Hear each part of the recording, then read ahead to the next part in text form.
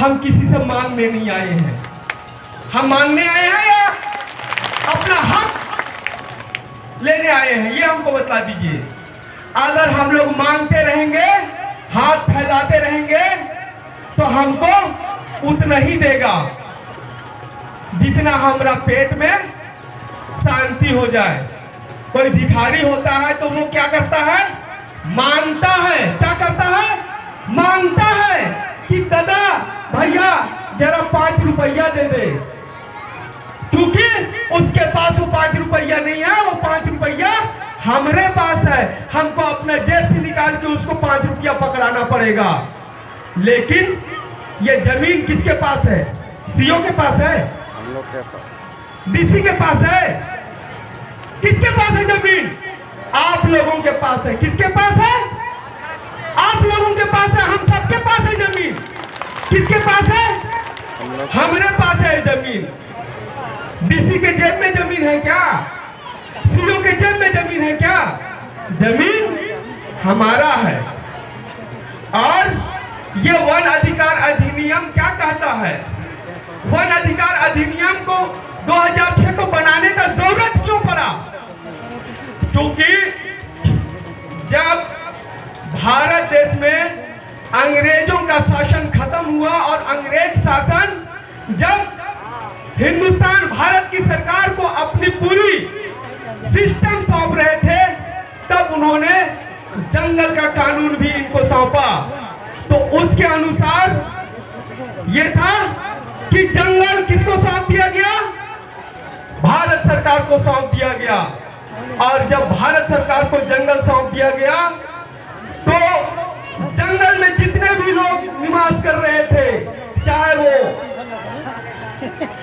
परंपरागत जनजाति हो या अन्य परंपरागत वन निवासी हो, उन्होंने लगातार उस जंगल में अपना जीवन यापन करते हुए, रोजी रोटी करते हुए और जंगल को भी बचाने का काम उसने ही किया।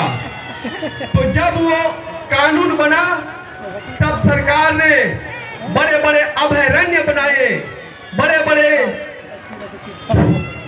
पार्क बनाए जहां की जंगली जानवरों को रखा जाता है।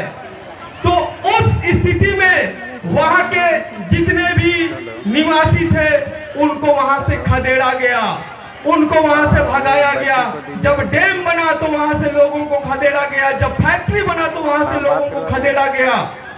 तब एक क्रांति हुआ और उस क्रांति के बदौलत सरकार को झुकना पड़ा और उसे निर्णय लेना पड़ा कि वन अधिकार अधिनियम 2006 जो किसानों के साथ जंगल में रहने वाले अनुसूचित जनजाति और अन्य परंपरागत वन निवासियों के साथ ऐतिहासिक अन्याय हुआ था, उस ऐतिहासिक अन्याय की क्षतिपूर्ति के लिए ही सरकार ने वन अधिकार अधिनियम 2006 को लागू किया।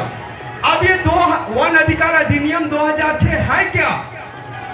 वन अधिकार अधिनियम 2006 ये कहता है कि जो भी व्यक्ति 13 दिसंबर 2005 से पहले अगर किसी जमीन का जोत कोड़ कर रहा है, उस जमीन से अपने जीवन यापन कर रहा है, उससे अपने रोजी रोटी चला रहा है, तो उस जमीन का उसे मालिकाना हक मिलना चाहिए।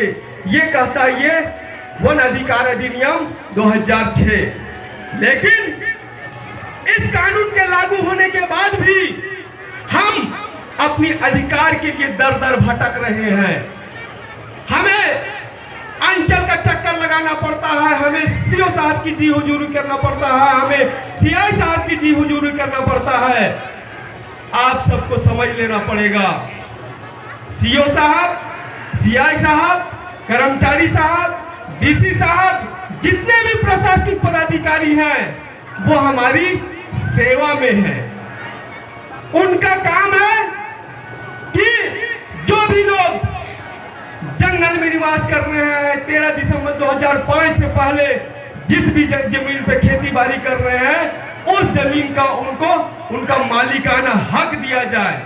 और अगर ऐसा नहीं होता है तो हम सबको जागना पड़ेगा, हम सबको उठना पड़ेगा, क्योंकि अब तक लगातार हमारे साथ अन्याय होते आया हुआ है।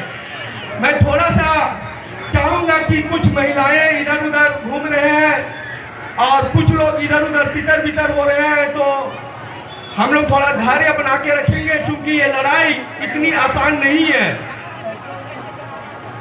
इस लड़ाई को हमको लगातार लड़ना पड़ेगा और तब तक लड़ना पड़ेगा जब तक कि हमें जीत हासिल नहीं हो जाती है।